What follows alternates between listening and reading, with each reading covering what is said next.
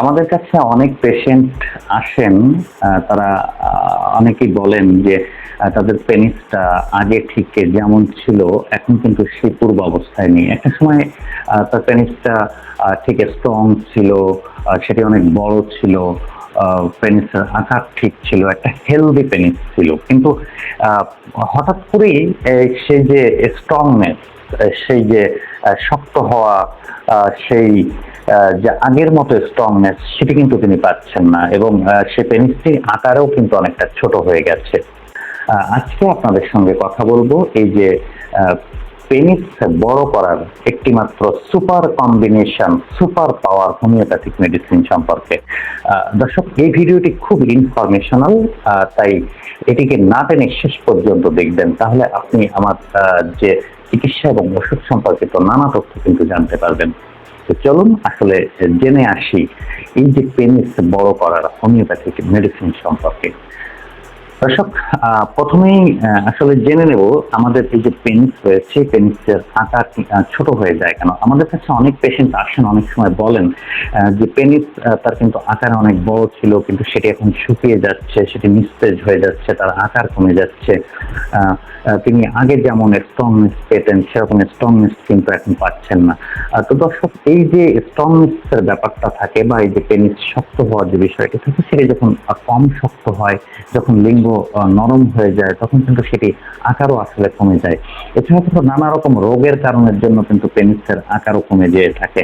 বিশেষ করে ডায়াবেটিসের সমস্যা যদি কারো থেকে থাকে, সেক্ষেত্রে কিন্তু ব্লাড প্রেশারের সমস্যা যদি থেকে থাকে, শরীরে পুষ্টির অভাব জনিত কোনো সমস্যা থাকে।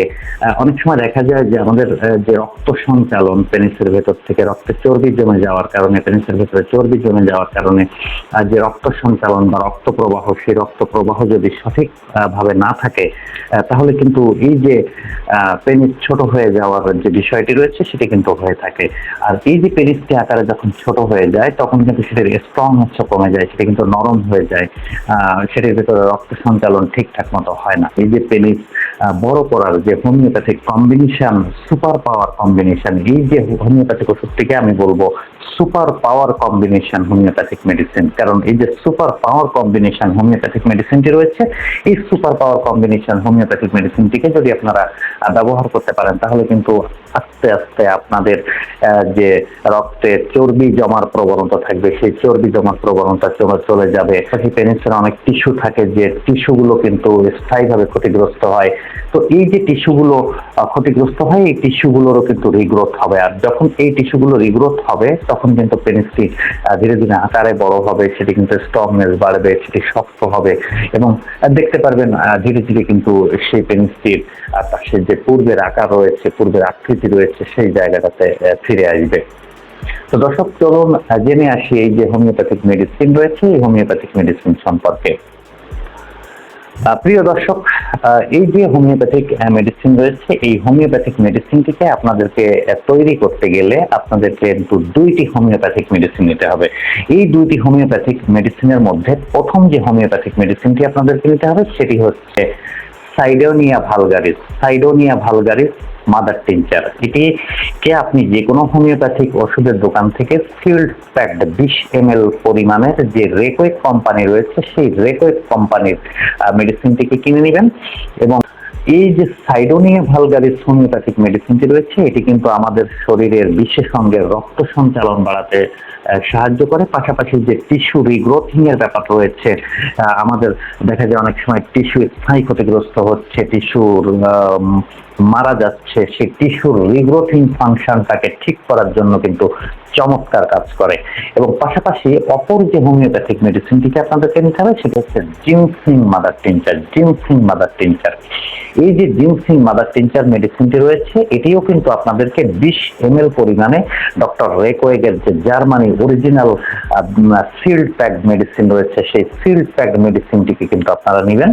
এবং এই যে দুটি হোমিওপ্যাথিক মেডিসিনটি রয়েছে, এই দুটি হোমিওপ্যাথিক মেডিসিনটিকে একটি বোতলের মধ্যে ভরে সেটাকে কিন্তু এভাবে 10 বার পরিমাণে ঝাঁকি দিবেন। এভাবে কিন্তু তৈরি হয়ে গেল যে পেনিস বড় করার একটি super combination, super power homeopathic medicine.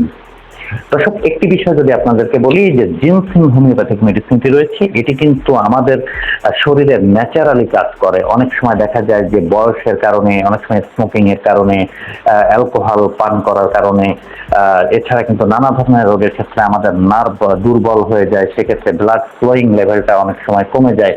এই যে নার্ভের দুর্বলতা কাটাতে এবং ব্লাড ফ্লোয়িং লেভেল বাড়াতে কিন্তু এই যে জিনসিং মেডিসিনটি রয়েছে, এটি একটি ন্যাচারাল সাপ্লিমেন্ট হিসাবে আপনার ক্ষেত্রে কাজ করবে। এবং এই যে দুইটি হোমিওপ্যাথিক মেডিসিন রয়েছে, সেই দুইটি হোমিওপ্যাথিক মেডিসিনটিকে যদি আপনারা একসঙ্গে মিশিয়ে আপনাদের কিন্তু খেতে হবে। আর এই যে খাবার নিয়মটি রয়েছে, সেটি হচ্ছে আধা কাপ পানির মধ্যে 20 ফোঁটা করে মিশিয়ে সকালে, দুপুরে এবং রাত্রে এই 3 বার আপনাদের কিন্তু 1 মাস পর্যন্ত খেতে হবে। এই যে দুইটি মেডিসিনকে, যে কম্বিনেশন মেডিসিনটিকে একসাথে মিশিয়ে আপনারা সকালে, দুপুরে এবং রাত্রে খাচ্ছেন, পাশাপাশি যে সাইডোনিয়া ভালগারিস হোমিওপ্যাথিক মেডিসিনটি রয়েছে, এই সাইডোনিয়া ভালগারিস হোমিওপ্যাথিক মেডিসিনটিকে আপনারা কিন্তু এই যে সাইডোনিয়া ভালগারিস হোমিওপ্যাথিক মেডিসিনটি রয়েছে, সাইডোনিয়া ভালগারিস মাদার টিনচার, সেটিকে কিন্তু আপনারা একটি 1 আউন্স পরিমাণ বোতলের মধ্যে আপনারা অন্তত 50 থেকে 60 ফোঁটা দিবেন এবং পাশাপাশি সেটির সঙ্গে আপনারা কিন্তু যে তিলের তেল পাওয়া যায়, বাজারে কিনতে পাবেন তিলের তেল, সেই তিলের তেলের সাথে কিন্তু মিশাবেন এবং মিশানোর পরে সেটিকে কিন্তু আপনাদের প্রতিদিন রাত্রে ঘুমানোর আগে যে পুরুষাঙ্গ রয়েছে, সেই পুরুষাঙ্গের গোড়া থেকে আগা পর্যন্ত ধীরে ধীরে টেনে, এভাবে টেনে টেনে ধীরে ধীরে আপনারা কিন্তু মালিশ করবেন। এরকম করলে যে লিঙ্গের যে বক্রতা রয়েছে, সেই বক্রতার সমস্যা থেকেও কিন্তু আপনারা মুক্তি পাবেন এবং লিঙ্গের যে টিস্যুগুলো স্থায়ী ক্ষতিগ্রস্ত হচ্ছে, যে ব্লাড ফ্লোয়িং কমে যাচ্ছে, অনেক সময় শিরার দুর্বলতা দেখা দেয়, সেই সমস্যাগুলো থেকেও কিন্তু খুব সহজেই মুক্তি পাওয়া সম্ভব। দর্শক, আমার ভিডিওটি যদি আপনার ভালো লেগে থাকে তাহলে আমার এই যে ইউটিউব চ্যানেলটি রয়েছে, ইউটিউব চ্যানেলটিকে অবশ্যই সাবস্ক্রাইব করুন।